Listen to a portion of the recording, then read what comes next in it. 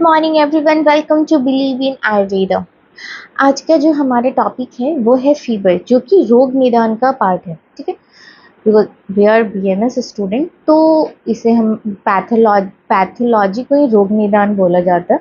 तो ये रोग निदान का मॉडर्न वाला टॉपिक है, that is fever. Okay, fever क्या है, इसके फैक्टर्स क्या हैं, इसका नॉर्मल सेट पॉइंट क्या है, टेम्परेचर क्या है, ये सब हम लोग इस वीडियो लेक्चर में जानेंगे। ठीक है, व्हाट इज फीवर? फीवर तो एक टर्म है जो सब जानता है। ठीक है, बट इन मेडिकल टर्मिनोलॉजी हम लोग इसे पायरेक्सिया के नाम से जानते हैं। Is defined as a pyrexia. Fever is also referred to as a pyrexia. Is having a body having a temperature above the normal range. तो नॉर्मल रेंज क्या है हमारा? 37 है। ठीक है, 37 डिग्री सेंटीग्रेड है, और उससे अगर ज़्यादा हो गया, अपर लिमिट गया, तो वो फीवर है। लाइक 37.2 एंड 38.3, ये सब हमारा, ये डिग्री सेंटीग्रेड में 99.0 and 100.9 degree Fahrenheit in human, ये नॉर्मल टेम्परेचर है। ठीक है, इतना चलता है। The increase set point triggers increase. अच्छा, हम लोग बोलते हैं ना कि पूरे बॉडी में पेन हो रहा है फीवर के टाइम में, एकदम वो कपकपी सा चिल फीवर, कोल्ड और चिल लगता है। ठीक है, उसके पीछे आपका क्या फिजियोलॉजी है? उसके पीछे का फिजियोलॉजी है क्योंकि आपका जब बॉडी का टेम्परेचर इंक्रीज होता है तो वो ट्रिगर करता है हमारे मसल्स की कॉन्ट्रैक्शन को। ठीक है, ध्यान दीजिए कि हमारे मसल्स कॉन्ट्रैक्शन को ट्रिगर करता है, इसीलिए हमारे अंदर जो वो फीलिंग होती है कोल्ड का, चिल का, वो हमें फील होता है। This results in A greater, और क्योंकि जैसे मान लो आप आराम से बैठे हो, ठीक है, तो आपको उतनी गर्मी नहीं लगती, फिर आप इधर उधर करते हो तो फिर आपको बहुत ज़्यादा गर्मी लगती है, और आपके मसल्स का कॉन्ट्रैक्शन हो रहा है, इसलिए आपकी बॉडी में हीट का प्रोडक्शन भी हो रहा है, एफर्ट टू कंजर्व हीट। और वो भी बॉडी क्यों करता है? क्योंकि चाहता है कि वो हीट को कंजर्व कर पाए। When the set point temperature returns to normal, the person feels hot. और फिर क्या होता है, थोड़ी देर बाद जब हम लोग पैरासीटामोल लेते हैं, फिर आधे घंटे, 1 घंटे बाद हमें फिर बोलते हैं हम लोग को स्वेटिंग आ रहा है, गर्मी लग रही है। ठीक है, तो फिर जो है हमारा मतलब हीट हो जाता है बॉडी। ठीक है, and the set point temperature returns to normal, a person feels hot, becomes flushed. और फिर कैसा दिखता है? एकदम मुरझाया हुआ दिखता है, and may begin to sweat, और फिर वो स्वेटिंग होने लगता है। Okay, rarely may trigger a febrile seizure, किसी किसी को ही फेब्राइल सीजर आता है, बच्चों में भी देखा गया है, किसी किसी को सीजर आने लगता है फीवर के टाइम विद, बट ये रेयर है, हमेशा नहीं होता, क्योंकि टाइम फीवर तो होते ही रहता है, हमेशा सीजर तो आता नहीं है। With this being more common in a young children, और यंग चिल्ड्रेन में ज़्यादा होता है। Fever do not typically go higher than, but किसी को 41 टू 42 डिग्री सेंटीग्रेड की फीवर हो सकता है, दैट इज 105.8 टू 107.6 फ़ारेनहाइट तक ही जाएगा। ठीक है, fever is one of the most common medical sign.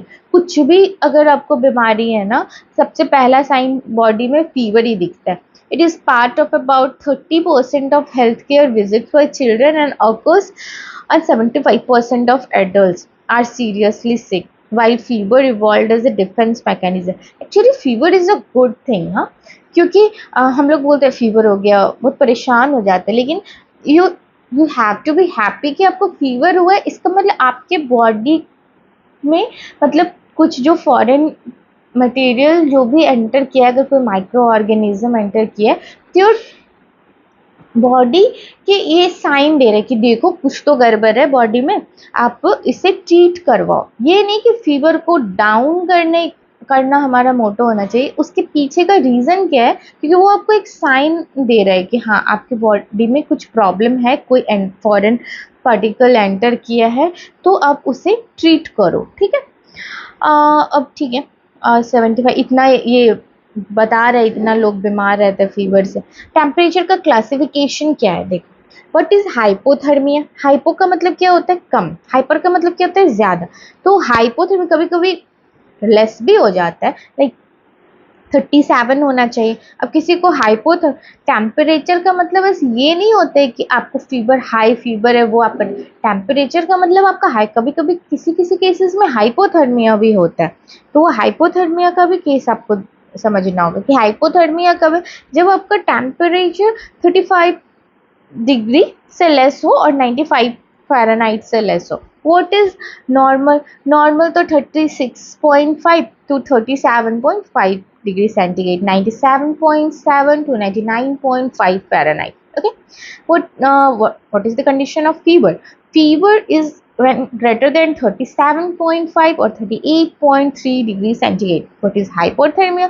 Hypothermia is also 37.5 or 38.3 degrees centigrade, that is 99.5 or 100.9 Fahrenheit. Hyperpyrexia, hyperpyrexia जो है वो ग्रेटर देन 40 डिग्री सेंटीग्रेड और 41 यानी 104 डिग्री बुखार वाला कंडीशन, ठीक है, हाइपरपायरेक्सिया 104.0 और 105.8 Fahrenheit. The difference between fever and hyperthermia is underlying mechanism. Different sources have a different cutoff for fever, hyperthermia and hyperpyrexia. ये अलग अलग टर्मिनोलॉजी है, एक ही थोड़ा मिलते हैं लेकिन अलग अलग थोड़े रीजंस है। What is aetiology of fever? क्या है फीवर का रीजन, क्या है कारण क्या है, ठीक है, बहुत सारे कारण हो सकते हैं। फीवर का क्या इटियोलॉजी हो सकता है किसी तरह का इन्फेक्शन हो, viral, bacterial, fungal, parasite, mould, ठीक है। ट्रॉमेटिक हो सकता है, किसी तरह का आपको इंजरी हो गया हो, चोट लग गया हो। वेस्क्यूलर हो सकता है पल्मोनरी एम्बोलिज्म हो गया हो, ठीक है, या फिर एक्यूट एमआई हो गया हो। उसके बाद मेटाबॉलिक भी हो सकता है आपका गाउट है, आपका डिहाइड्रेशन का केस है, मतलब और होता है ना फास्टिंग वगैरह में जो निर्जला व्रत कर रहे हैं उनको भी फीवर आ जाता है, तो डिहाइड्रेशन के कारण भी हो सकता है। एसिडोप्सिस के कारण, यानी too much acid in the body fluid, इसके कारण भी हो सकता है। पोरफायरा के कारण भी हो सकता है।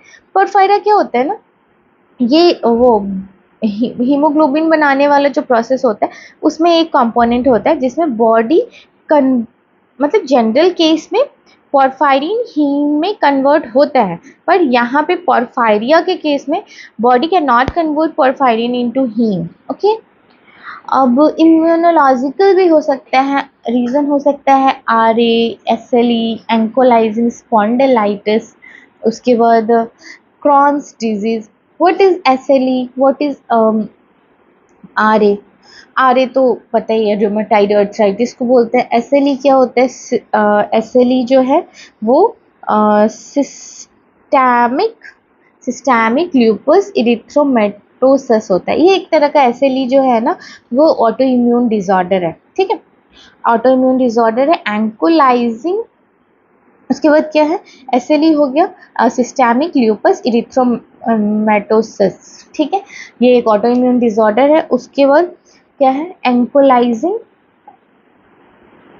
स्पॉन्डिलाइटिस भी तो है। स्पॉन्डिलाइटिस क्या होता है? Chronic inflammatory disease affecting spine और सैक्रोइलियक जॉइंट। ऐसा क्रॉनिक इन्फ्लामेटरी डिजीज जो कि आपका क्या कहते हैं स्पाइन और सैक्रोइलियक जॉइंट को इन्फ्लाम करे, ठीक है। What is Crohn's disease? Chronic inflammatory bowel disease that affects the lining of digestive tract. ये एक्चुअली जो डाइजेस्टिव ट्रैक्ट होता है ना उसके लाइनिंग को अफेक्ट करते हैं, ठीक है। उसके बाद एंडोक्राइनल भी हो सकता है एडिसन्स डिजीज हो। एडिसन्स डिजीज क्या होता है? एडिसन्स डिजीज जो होता है, एड्रिनल ग्लैंड जब एनफ हार्मोन नहीं प्रोड्यूस कर पाता उसको एडिसन्स डिजीज कहते हैं। उसके बाद हो सकता है थायरोटॉक्सिकोसिस हो। थायरोटॉक्सिकोसिस क्या होता है?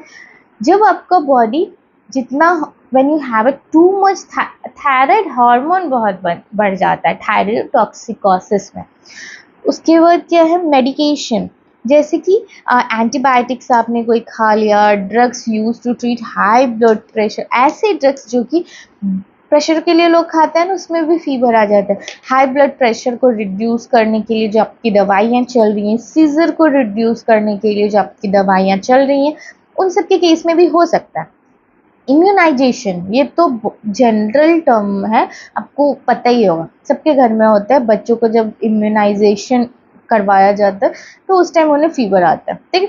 सच एज डिप्थेरिया, और वो किसके कारण, तो डिप्थीरिया का डीपीटी का वैक्सीन लगवाया, उसके बाद क्या कहते हैं कोविड का लगवाया, कोविड में भी हुआ था कितने लोगों को, टेटनस का लगवाया, असेल्युलर पर्ट्यूसिस का लगवाया। अच्छा, असेल्युलर पर्ट्यूसिस किसके लिए लगता है, to prevent whooping cough, okay. और न्यूमोकोकल वैक्सीन लगवाया, ठीक है। न्यूमोकोकल वैक्सीन स्ट्रेप्टोकोकस निमोनिया के कारण जो बीमारी होती है उसके लिए न्यूमोकोकल वैक्सीन लगते हैं। Haematological presence of blood clots कहीं है, हिमोलाइटिक क्राइसिस हो गया है, मतलब आपका जो आरबीसीज है वो डिस्ट्रॉय हो गया है, और डिस्ट्रॉय हो रहा है फास्टर देन द बॉडी। मतलब देखो आरबीसी वैसे भी 120 दिन में डिस्ट्रॉय होता है, ठीक है, बट 120 दिन से पहले ही हो रहा है, उससे फास्टर रेट पे हो रहा है, उस केस में भी आपको फीवर आ सकता है। ट्यूबर हो गया है, ट्यूमर मैलिग्नेंट ट्यूमर हो गया है, एक्सट्रीम एक्सट्रीम सनबर्न हो गया है, या फिर फूड पॉइजनिंग हो गया, उस केस में भी आपको फीवर आ सकता है, ठीक है। और फीवर एट अ ग्लांस, अब अदर इसके नेम भी होते हैं। अदर नेम क्या है, पायरेक्सिया बोलते हैं, या फिर फेब्राइल रिस्पॉन्स होता है, febrile and analogue medical thermometer use करते हैं हम लोग। स्पेशलिटी क्या है, इन्फेक्शियस डिजीज़ या पीडियाट्रिक्स में यूज़ करते हैं हम लोग। सिम्टम्स क्या है, initially shivering, feeling cold, chills.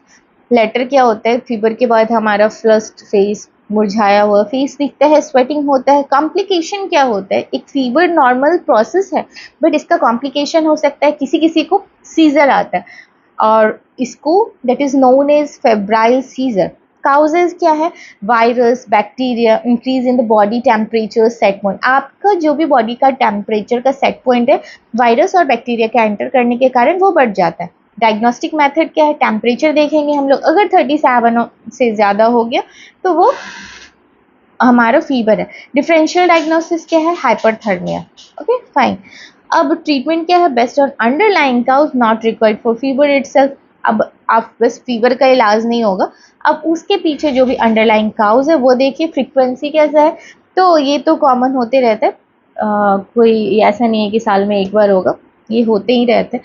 Different type of fever, अब फीवर के कितने टाइप होते हैं, there is continuous, intermittent, remittent, palabastine fever, undulant fever, typhoid fever, quotidian fever, or tertian fever, quartan fever, okay। There are various types of fever. तो सबसे पहले हम लोग देखते हैं कंटिन्यूस फीवर क्या होता है। Continuous fever where the temperature remains above normal throughout the day and does not fluctuate more than 1 degree centigrade in 24 hour. देखो समझो कैसे है, जब टेम्परेचर जो है आपका अबव नॉर्मल हो, पहले तो फीवर है तो ऑब्वियसली अबव नॉर्मल ही रहेगा, पर पूरे दिन जो है ना सेम, मान लो पूरे दिन जो है वही, अगर मान लो 37 से ज़्यादा है, ठीक है, 37 से ज़्यादा है, अगर किसी को क्या कहते हैं 37 से लाइक 40 डिग्री सेंटीग्रेड भी है, अगर 104 फीवर भी है, 103 फीवर भी है, 102 भी है, मान लो 101 है, तो वो पूरे दिन तक 101 ही रहेगा, ठीक है, तो उसको बोलते हैं हम लोग कंटिन्यूस फीवर। अब आपको इससे क्या होता है ना, फीवर का जब आपको टाइप्स पता होता है तो आप डायग्नोसिस कर पाते हो, मतलब एक आइडिया तो लग ही जाता है, इन्वेस्टिगेशन के बिना भी, इन्वेस्टिगेशन तो ज़रूरी है ही, पर एक आइडिया लग जाता है कि कौन सा ये प्रॉब्लम हो सकता है। अगर फीवर का, इसलिए डॉक्टर्स पूछते हैं कि आपका फीवर बढ़ घट रहा था, या फिर आप चेक करते रहिए कि आपका फीवर कैसा था, ठीक है। कंटिन्यूस फीवर के केस में क्या क्या हो सकता है, मतलब आपका बॉडी का टेम्परेचर फ्लक्चुएट नहीं कर रहा, अगर 101 डिग्री बुखार है तो 101 ही रहेगा। इन case of what, in case of lower pneumonia, typhoid, meningitis, urinary tract infection और टाइफस, ठीक है। टाइफाइड के केस में भी बढ़ता घटता नहीं है, लोअर न्यूमोनिया के केस में भी नहीं बढ़ता है घटता है, मेनिंजाइटिस के केस में भी नहीं बढ़ता है, और यूरिनरी ट्रैक्ट इन्फेक्शन के केस में भी नहीं बढ़ता घटता है। फाइन।